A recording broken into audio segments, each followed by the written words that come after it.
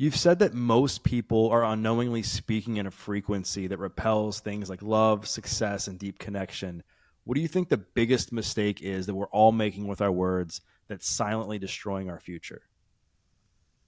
Well, when I talk about frequencies, you're working from the context of my new book, The Seven Frequencies of Communication. And I talk about how humans speak at different communication frequencies. They're not all negative. There's seven positive frequencies, and really our frequencies are affected by our inner world. So if our inner world is filled with fear or doubt or anger or bitterness or unforgiveness, then that frequency turns into a shadow frequency. And so I think really the biggest problem in communication is that we don't deal with the stuff of our inner world. And then our words are just really oftentimes the phantom of communication of what we're actually really saying. And so you can say something really positive to someone, but if you're really filled with bitterness or distrust, it comes out in a negative way. Right. And our words are so powerful, right? Like you said, they can really dictate relationships for a really long time. They can dictate how we live our lives. And I think for people who want to, people listen to this podcast are looking to raise their frequency. They're looking to like heal their inner world. What do you think is the first step somebody can take to raise their inner frequency so they can begin to attract things like love, peace, or purpose that they've been craving for so long? Well, I mean, I think on a fundamental human level, usually a great starting point is forgiveness, where you have to forgive the people in your life that you need to forgive, and then ask for forgiveness from people that you need to ask forgiveness from, and also to learn how to forgive yourself and not to live in guilt and shame. And so I think that's a starting point. But when it comes to communication, I think there's two clear elements to healthy communication, and one's empathy and the other one's authenticity. And empathy is really about getting inside of someone else's soul, and authenticity is about allowing others inside of your soul. And so when you have empathy, you're able to see the world from that other person's vantage point, that other person's experience. And when you're authentic, you're inviting people to see you for who you really are, with all the flaws and all the imperfections, but it's the raw, honest version of you. And I think that when people are unable to be empathetic towards other people, they're unable to be authentic, to be themselves. Again, I think it stems from this negative inner critic, self-talk, just not feeling good about themselves. What are some of the common negative self-talk things that you've heard, and even like even listening to your book on Audible and perusing through the hard copy? Like I noticed you talk about like how powerful the words are, that how we speak to ourselves. Like what are the most common ways people speak negatively to themselves? Well, I'm not sure if I know the most common way that people speak negatively to themselves, in that I think there are some common human experiences. I mean, I think, we probably all struggle with feeling as if we're imposters and feeling like we're inadequate and feeling insignificant. But unfortunately, I think a lot of the negative inner voice is very unique and very personal. And that's why I'm saying I don't know if there's a common inner voice, because that inner voice is so uniquely crafted toward your own fears, your own doubts, your own insecurities, your own pain, and your own struggles. And so I wouldn't want to assume that someone else's inner voices are the same ones I have. But I do think that we have common themes, common themes of that voice that tells us, we were never enough. We don't have value, that we're fakers, that that we don't have enough talent or intelligence or capacity.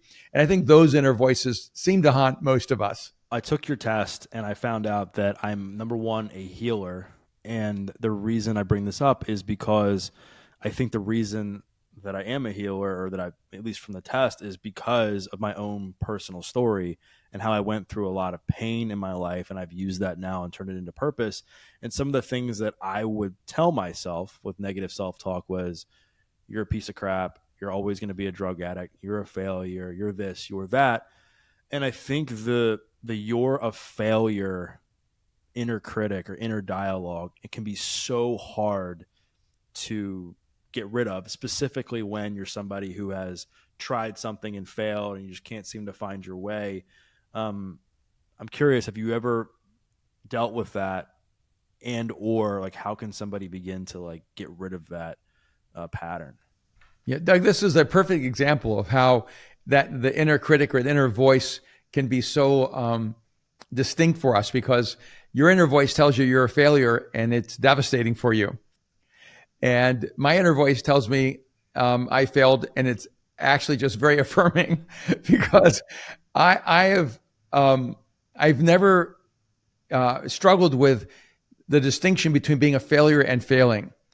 Like I have failed so much in my life that I feel like failing for me is an art form.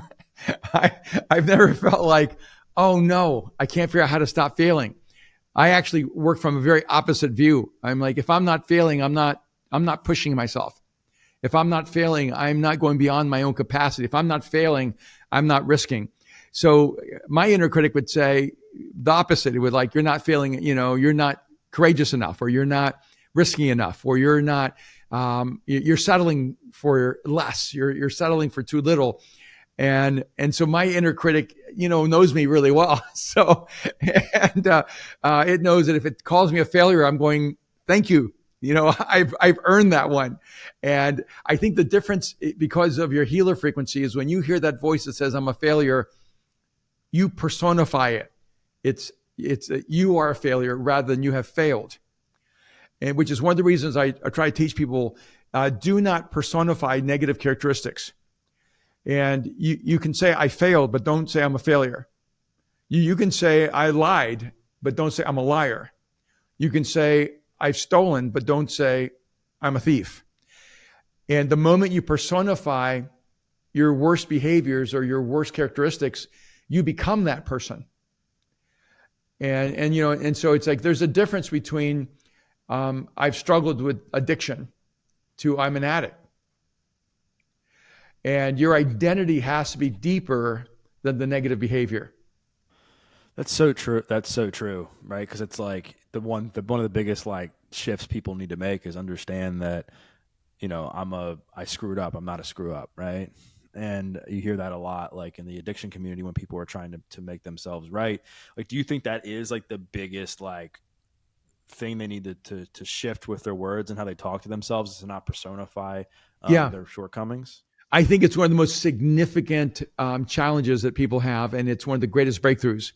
The moment, because when you're a small child, people personify your worst behavior. I mean, they rarely personify your best behavior, although there are wonderful parents that do that.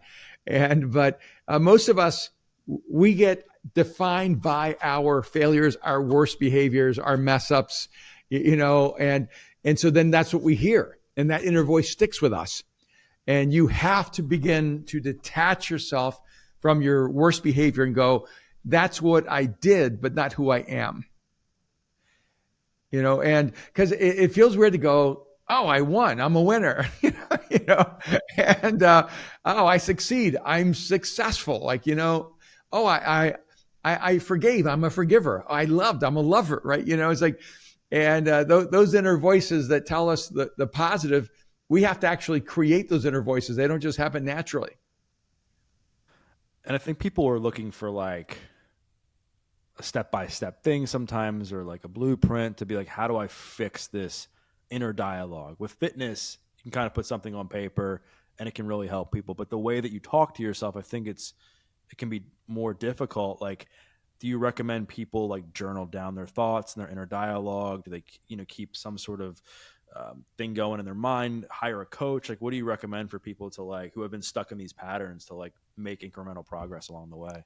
It really just depends on the person. And I don't journal, but I've written 14 books. And so I say my books are my journals, and, but I have friends who journal, and that's the magic for them. Writing thoughts down every day is really a significant breakthrough activity for them. I think for other people, it's making those statements to someone else in your life.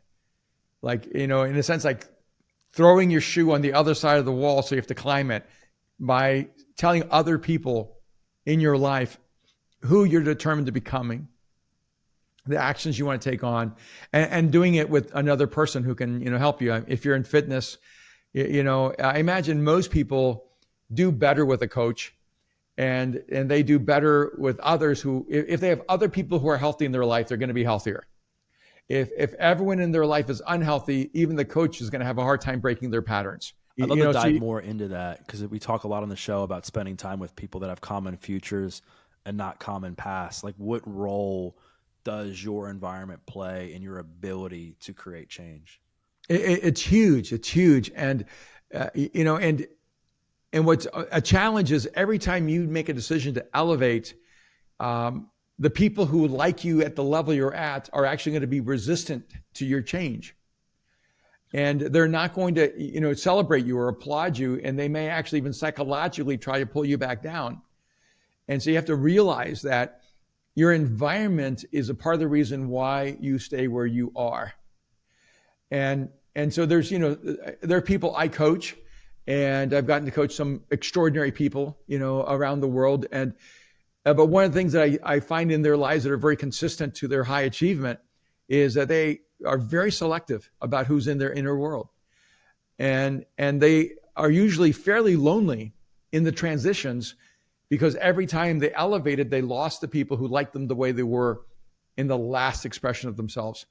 And so it's like I go to a gym. I have a friend who owns a place, and I've worked with them and they work with me. And I have a coach I've had for several years, and she, is my friend, but she also helps me execute at a higher level in a short amount of time. And so I know that with her in a 45-minute workout, I'm achieving more progress than two hours by myself. And so and I'm working hard by myself. But because she has expertise, that expertise helps me achieve a higher outcome with less effort. And, in life, that's kind of what I want. I want to have a higher result with a lower, investment. And when I invest more, I want to have an even higher result. And it's true with your character. It's true with any level of personal life change. It's so true. And I think the challenge becomes when you're trying to go from hanging out with people that have negative energy to positive energy, or whatever shift you're trying to make within that community, is that in between phase, is that loneliness time where it's like, oh, it's Friday night, Saturday night, I got nothing to do, or I'm not going to be, seeing the same people. What are they going to say about me? Blah, blah, blah. And then people end up going back to the same people because they feel so lonely, and they're like, you know what? I just need something to do. I'm tired of sitting at home with my dog, every day or whatever. How can people make the most of that in between time to make sure that they're not falling back into these old patterns of spending time with the wrong people? Yeah. And the reason there's this in between time, Doug, is that the people who were in your life aren't going with you, but the people who will be in your life don't validate you yet. And so you're in between because you're not quite the next level yet. And so the next level people are not really inviting you into their world. And you're no longer the last level, so you're in between levels, and that's really kind of the loneliest space to be in. And so some of it is you have to replace empty spaces. You can't, as well as this as well as I do. If you're a person with any kind of addiction, you can't go from an addiction to nothing. You have to go from an addiction to a positive addiction. A negative addiction to a positive addiction. And you have to fill that time with something really, really meaningful. So one of the ways you can do that is by serving. You can find a way to make a contribution, whether it's in, a nonprofit organization or in a church or synagogue or in any community where you can actually become, a contributor to actually create a positive impact. And so a lot of times we keep trying to get to the people who can help us at the next level rather than who can I help at the level that I'm at? And when you take on a posture of service, you actually begin to fill that time up. You talked about fitness and your passion for that now and being more efficient and wanting to invest there. Obviously, I know that's like an energy giver, right? That gives you energy, gives you life. The people you spend time with ideally give you life. Anything else that comes to mind that just can lower your frequency and drain your energy and prevent you from, communicating effectively and being able to live your best life? I think the biggest emotional, psychological energy drainer is broken relationships. If you can fix the relationships in your life, you'll regain a lot of energy. And if those relationships aren't fixable, and I hate to say that because sometimes in life it's true, and sometimes we want to fix every relationship in the past because we're a different person now. But you can't really spend your energy going backwards and going, I'm gonna go fix every relationship in my past. It's better to go, I'm gonna build new healthy relationships going forward. And if you can actually create an environment of healthy relationships, you will find the energy drainage disappearing in your life. And no matter what else is there, you may have financial problems, you have economic challenges or business challenges or all other kinds of challenges. Nothing will drain your energy like bad relationships and broken relationships. So as much as possible, heal the ones you can heal, and then release the ones you can't. And you'll begin to regain a lot of your internal energy, and then you'll actually begin to use a much more healthier and positive frequency. What advice do you have for somebody who's looking to do some work in their past so that they can raise their self-worth and have better relationships? I think the reality is that every human being has wounds and every human being has pasts. It's not about, in some sense, it's not about how painful your past is, but how resilient you are in the present. Because the people who actually move forward, it's not that they had less pain in the past. And it's not even that they went through massive therapy to deal with those issues. It's really not about what you experience. It's about how you respond to those experiences. And highly resilient people respond differently to the same level of trauma than people who are not highly resilient. And so a huge part of it for me is you need to do whatever you need to do to put things in the past and to put the past in the past. Because if you don't put the past in the past, it will be your future. And, so it comes right back to where we started. It's about forgiving and forgiveness. And there are people in my life that I had to forgive even though they didn't want forgiveness. If I waited for them to want forgiveness, I'd still be bitter. And, and there are people in my past that I have, I've asked for forgiveness and I've forgiven myself. And there's some people who don't want to forgive you, or some people who want to hold you to your past, and you can't give them that power. Once you've sincerely owned the mistakes you've made, and if you're able to, and you've asked for forgiveness, and they don't want to release you from that, you have to release yourself, and you have to move forward.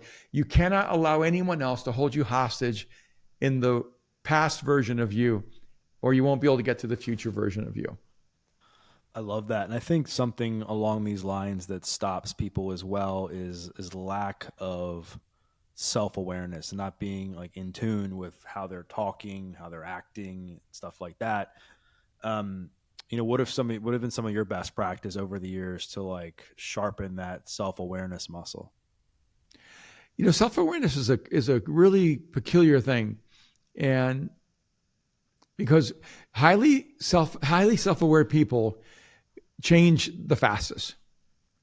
They make the positive changes more quickly than other people. And one of the hardest things to help a person with is self-awareness. When a person lacks self-awareness, they're completely unaware that they lack self-awareness. And so it's not like, if you don't have any biceps, you need to do curls, right? And right, if you don't have a chest, you got to do bench presses. You can, if you can't see your abs, you have to change your eating habits, right? Because you may have abs, but they're hidden under a layer of flab. Physically, you have those signals that let you know that a change needs to happen. But when a person lacks self-awareness, they're completely unaware they don't have any biceps. They're completely unaware they don't have a chest. They're completely unaware that they have a gut. They actually see themselves perfectly. And I can tell you, just mixing those metaphors, I remember years ago, I worked for a man who was probably 150 pounds overweight. And he told me to fire the receptionist because she was fat. And he was always on stage. And I said, wait a minute, you want me to fire the receptionist because she's overweight, but she works in a little cubicle and no one sees her, but you're okay being on stage? You're like, what are you saying? Are you saying that I'm fat? Like, he was completely unaware that he was obese, not just overweight, but obese. And so one of the challenges with self-awareness is that you're unaware when you don't have it. But here's one symptom of a lack of self-awareness. People always surprise you with their negative behavior. Because when people surprise you with their negative behavior, you don't realize you may be soliciting that negative response. And so if you have a hard time making deep friendships, if you have a hard time keeping people in your life, if you feel like people come at you out of the blue from right or left field, and then you actually have a problem with self-awareness because you don't actually see what you're bringing to the environment in the relationships. It's so true. And like getting into talking more in depth about communication, which I know is the topic of your latest book. People, when they're trying to build relationships and communicate more effectively, I think sometimes their energy can be unintentionally off-putting because of either they're feeling insecure at the time, they're nervous, whatever. You're somebody got great presence. You seem like somebody that's like, not shy, not nervous to have these conversations. But how does somebody get to that point? So if they're trying to work on communication, how can people appear more like confident when they're first meeting somebody? Well, first of all, I hate conflict. And I'm a very, very introverted person. And so I don't have the natural genetic predisposition for, all that conversation that you're talking about, all those interactions. It's just a matter of, I find people to be very interesting. I like people.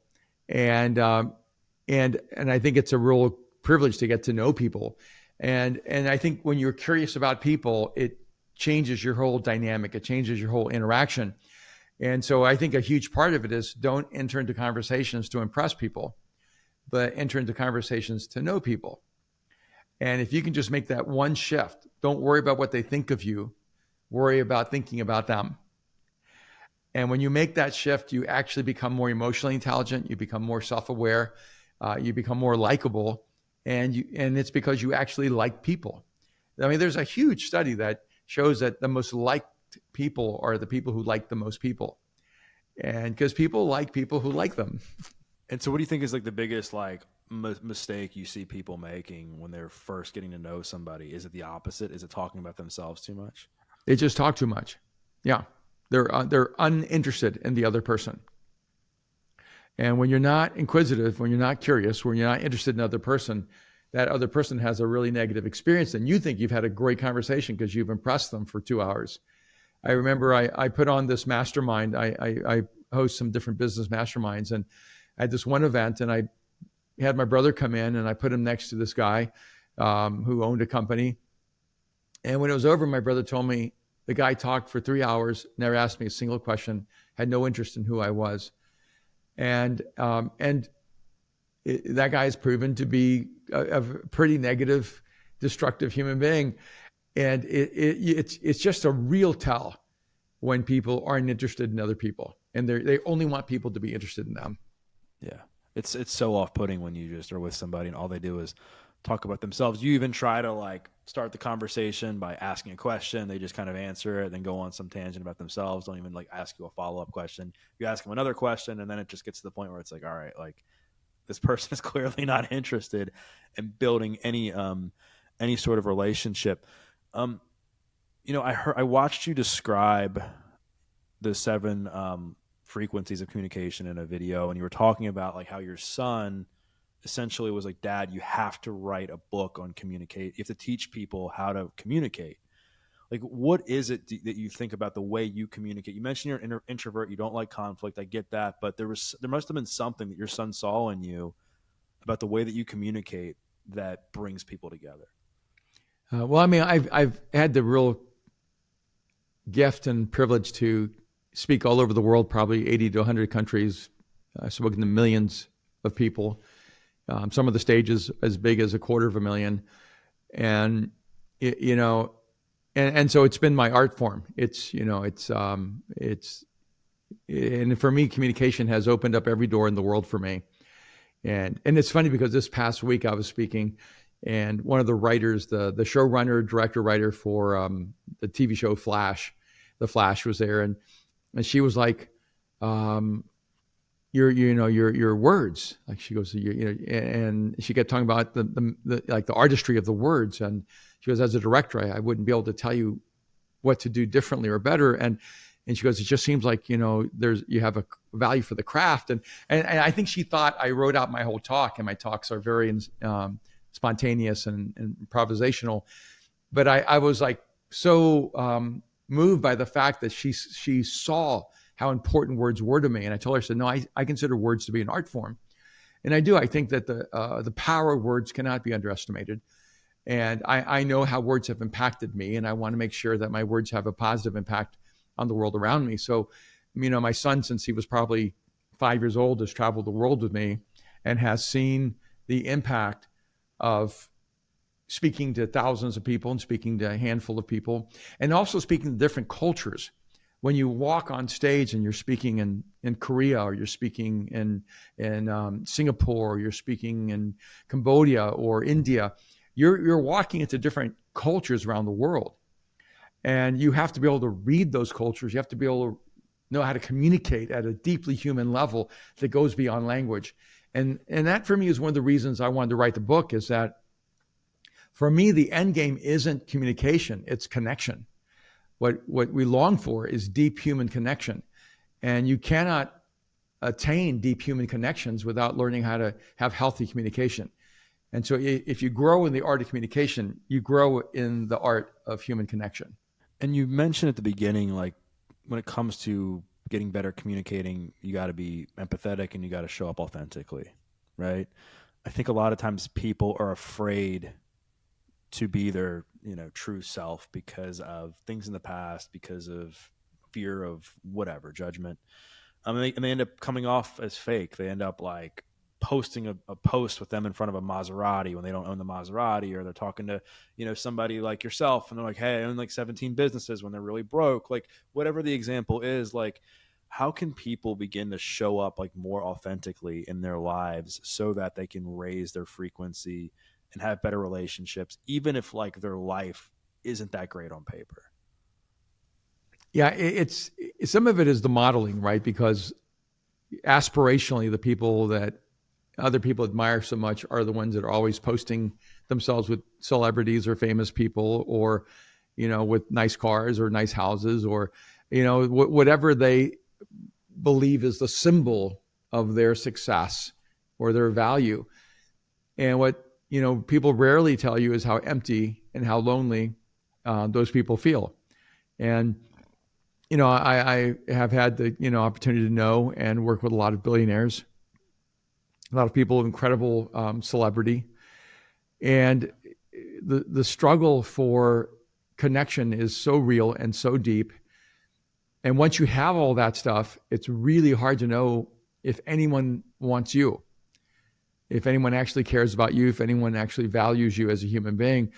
And so what I would really say is, one, be careful what you want and what you aspire toward, because there's often a cost. What you want to make sure is that you build deep friendships now, deep relationships now. The wonderful thing about being married for 41 years is my wife, Kim, she knew me when I couldn't afford a bed and we were sleeping on the floor together.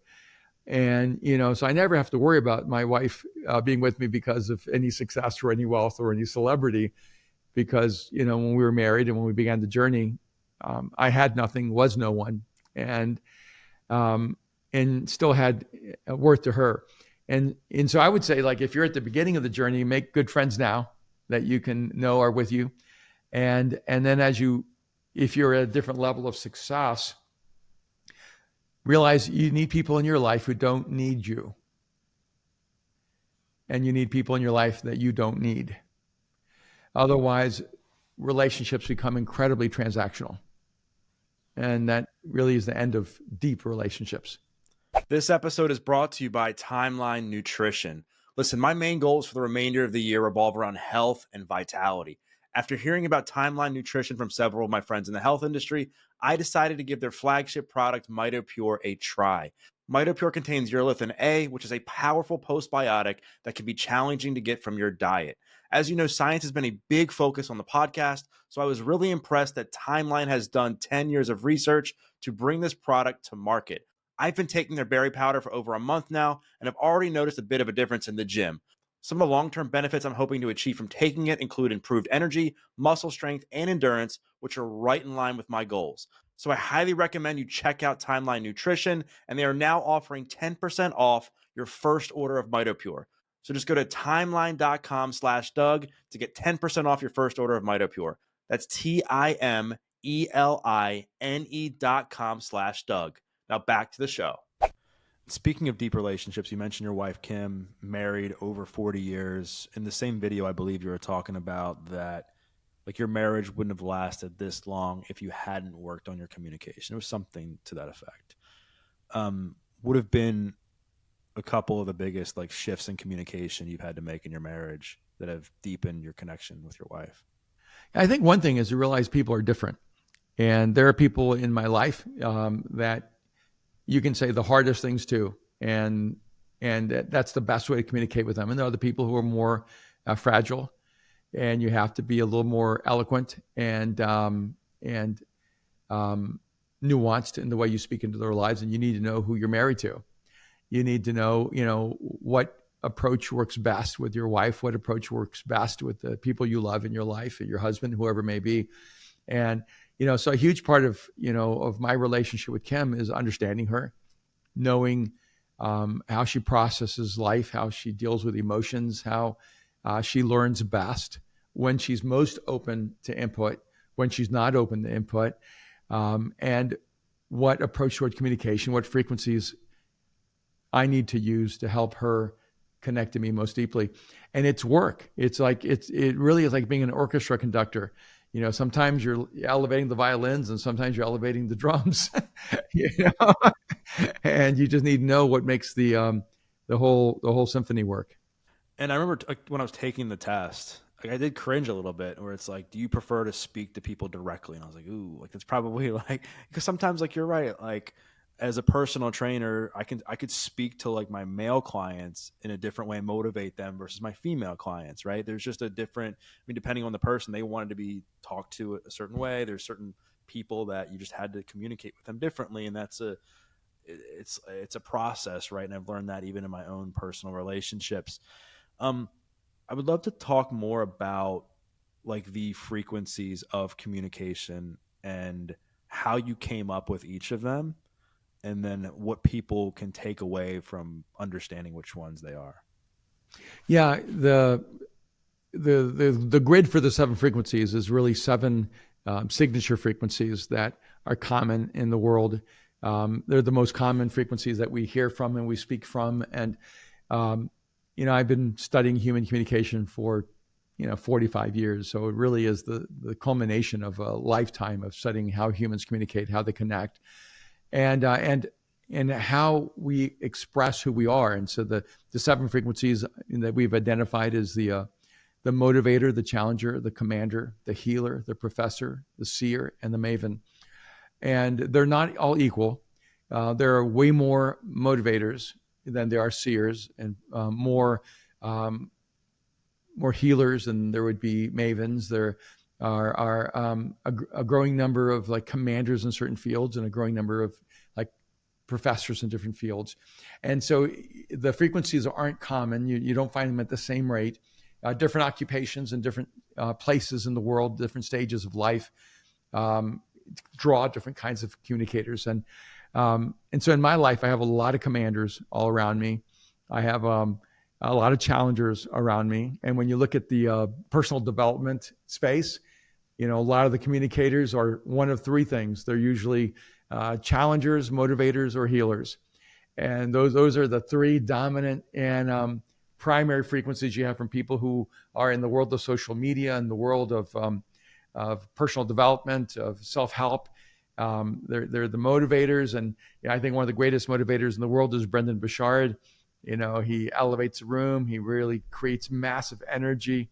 There's a friend of mine named Ben Newman. He's one of the great challengers. He's always calling you out and calling you up. And then, Doug, you mentioned you're a healer.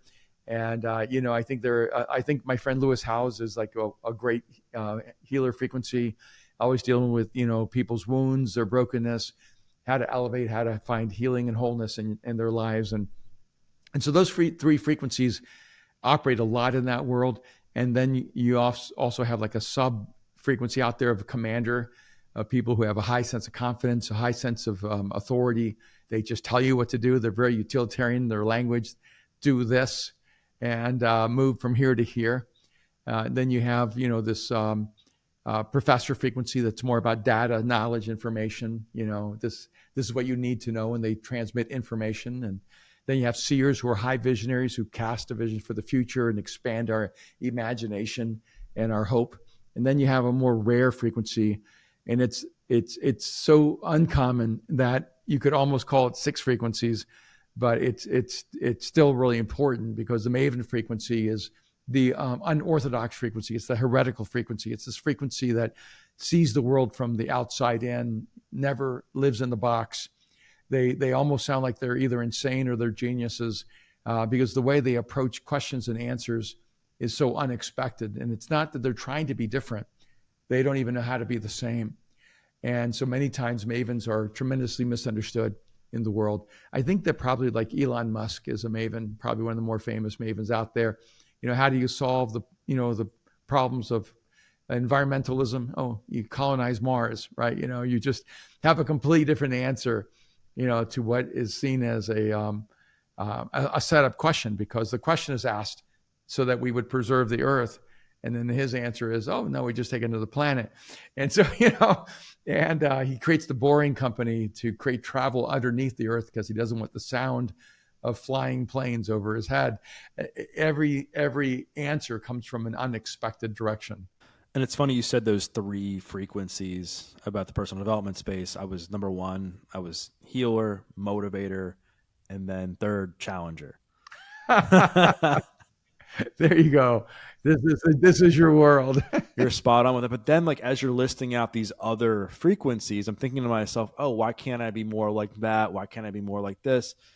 And I think that's common, even in reading your book. You even talked about how, like, when you were trying to step in the role of different frequencies that weren't like natural to you, it became a challenge at times, right? So how can people like accept what they're gifted at and not focus on the styles of communication or frequencies, if you will, that maybe they're not as good at?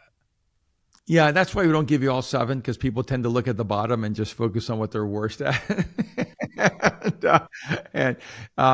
I think the 7 frequencies are not static; they're dynamic. Our encouragement is expand your frequencies and deepen your frequencies. And so if you're going to be a communicator, you need to access 2, 3 frequencies very naturally, very easily, which is why we give you your top 3.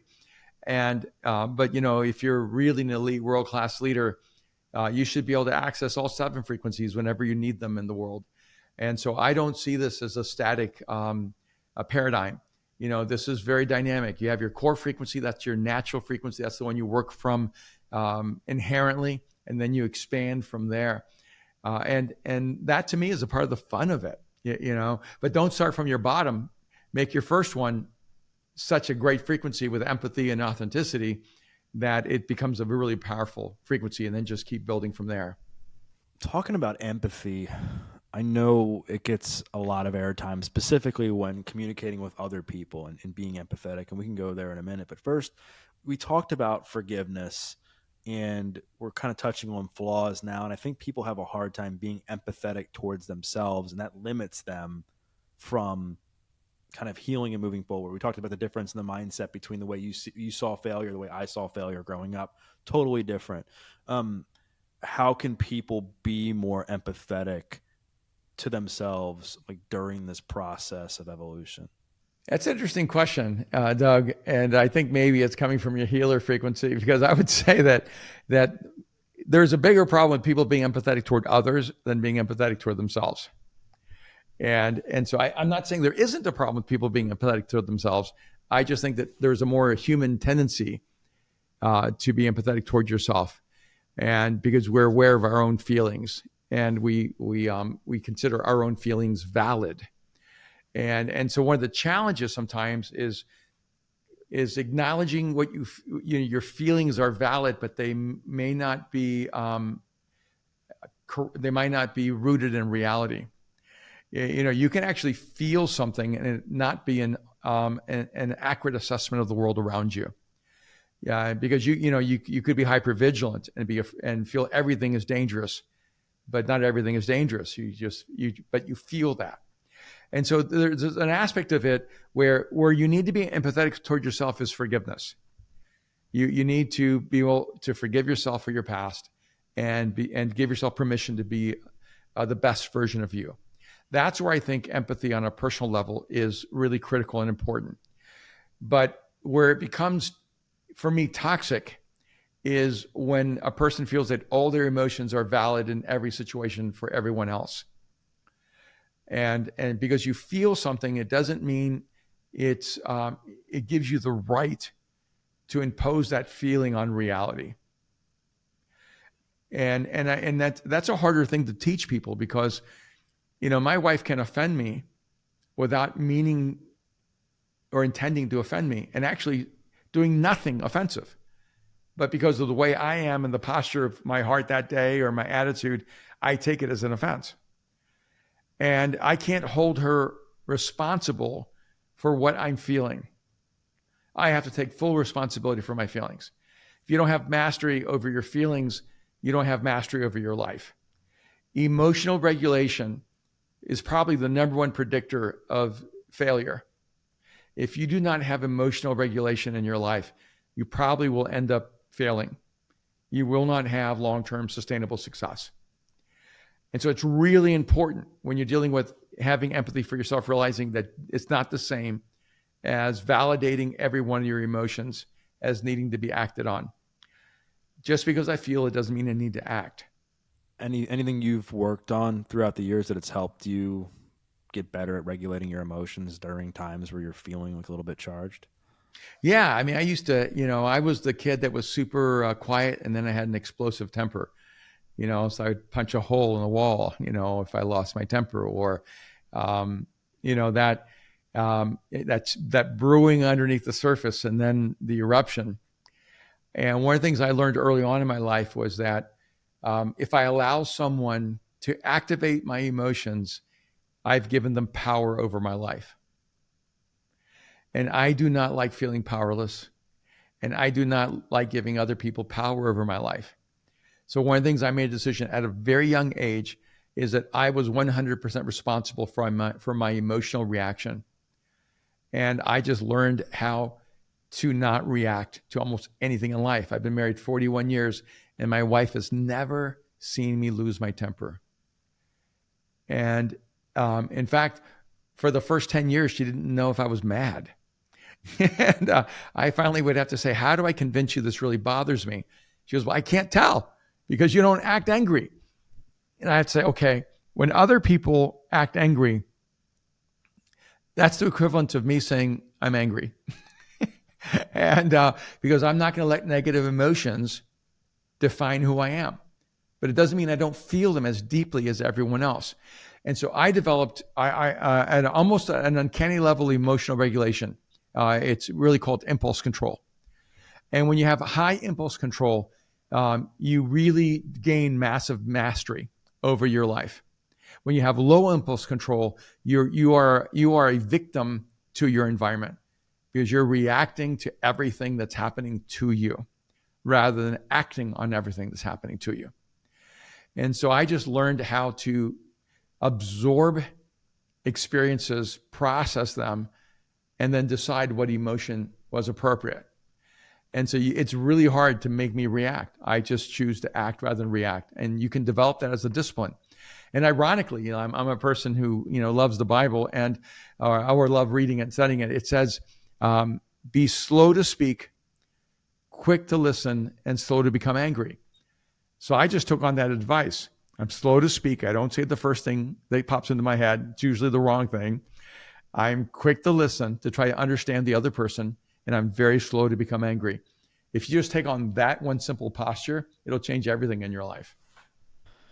You talked about not reacting and being reactive, which is again like a huge life hack and also a communication hack, right? Is not to be reactive when you communicate a certain way. Um, how would you effectively communicate to your wife, like if something upset you without you like looking or feeling a certain way that where she would know that you were angry? Because I'm sure that, I mean, she did stuff that pissed you off and you had to tell her somehow, right? Oh yeah, yeah. I don't ever tell her when I'm angry. I absorb it, and then when I'm not angry, I sit down with her and I say, "This really bothered me, and this doesn't work for me." And so I'm not retaliating. I'm communicating. And so I do not use communication to retaliate. I don't use communication as catharsis for me.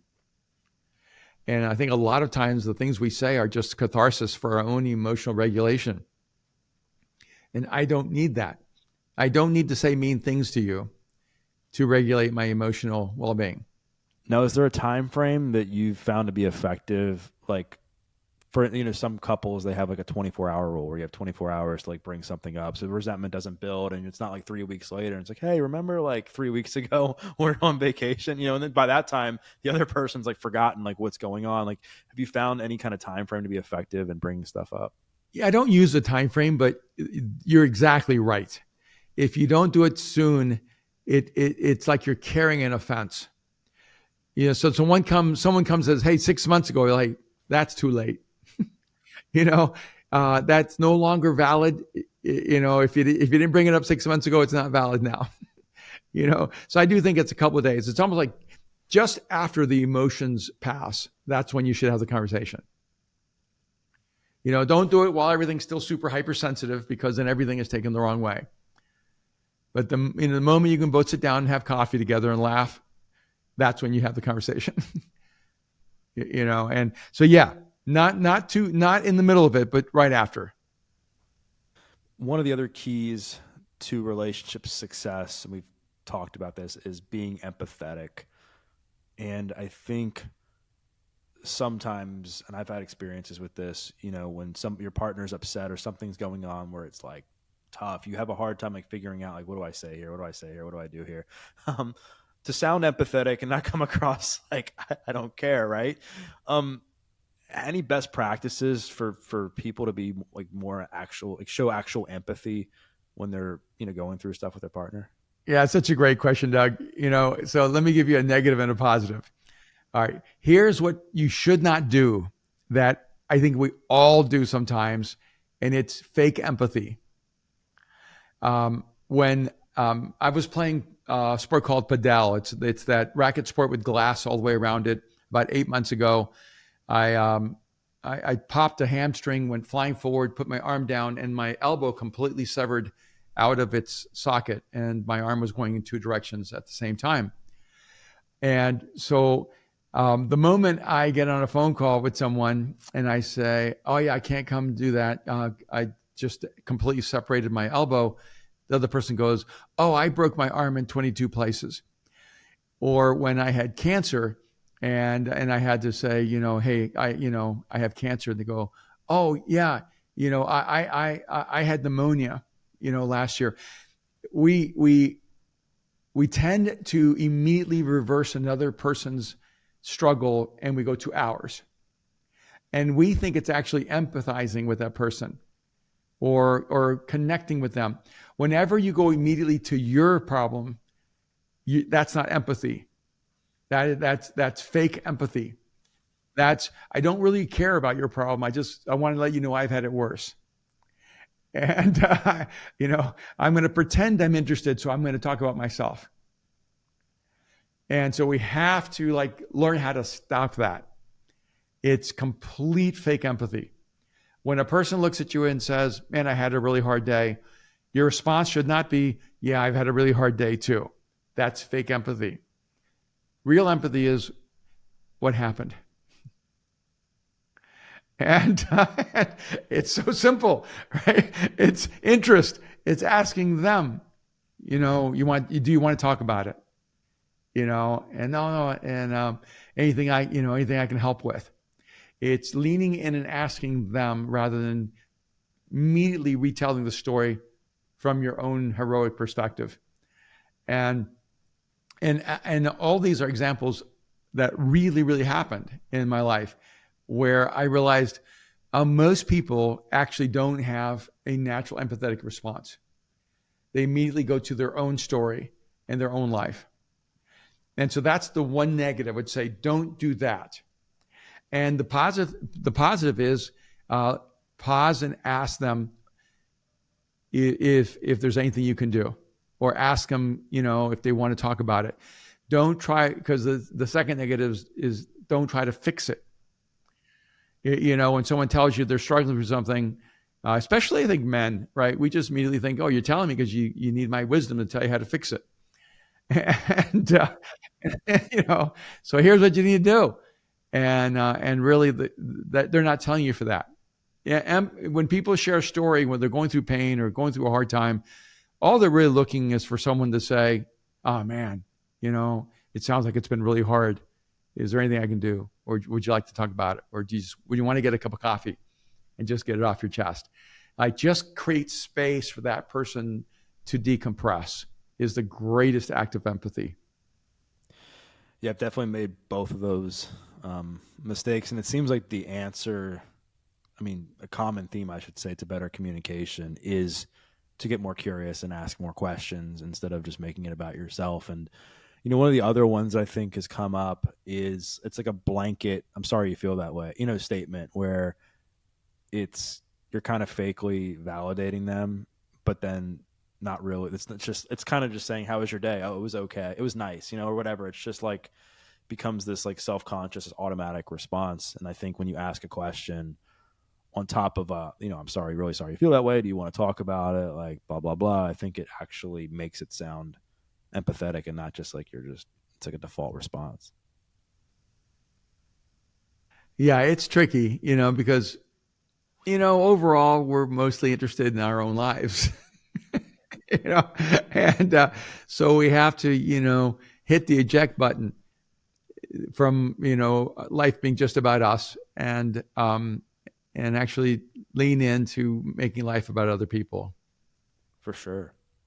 And like if you had to leave the audience with like three tips as we've for communication, either summing up what we've talked about already or just adding in something, what would they be? Yeah, I'd say tip number one: if you want to be a great communicator, be a great listener.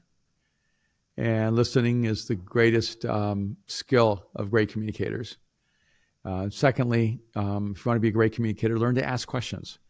And questions are really the pathway to understanding, and it helps you be interested in people. And by the way, it'll make you incredibly more likable. And when you ask people questions about themselves, and that's the third thing. Remember, if you want to be interesting, people are interested in themselves. So when you're interested in them, you will leave the party and everyone will be talking about you, saying, "That was the most interesting person I've ever met," even though you didn't tell them anything about yourself because you're interested in them. Some people are fascinating. They've told you all about themselves and they're intriguing. But the people who are most interesting are the people who are interested. Erwin, this has been incredible. This has been a long time coming, and I'm so thankful that you came on the podcast. Really, really appreciate it. If people want to follow you, if they're not already, if they want to take the quiz, if they want to find out what their communication frequencies are, where do they do that? Yeah, just go to my website, erwinmcmanus.com, and you can click the link on the 7 frequencies. We have an assessment. It's $20, and it helps break down your frequencies. And then we also have the book that's available there, The 7 Frequencies of Communication. And we'd encourage everyone to pick it up. Amazing. Well, thank you once again for coming on the podcast. I think my audience is going to get a lot of value out of this conversation. All right. Hey, thank you so much, Doug. Have a great day.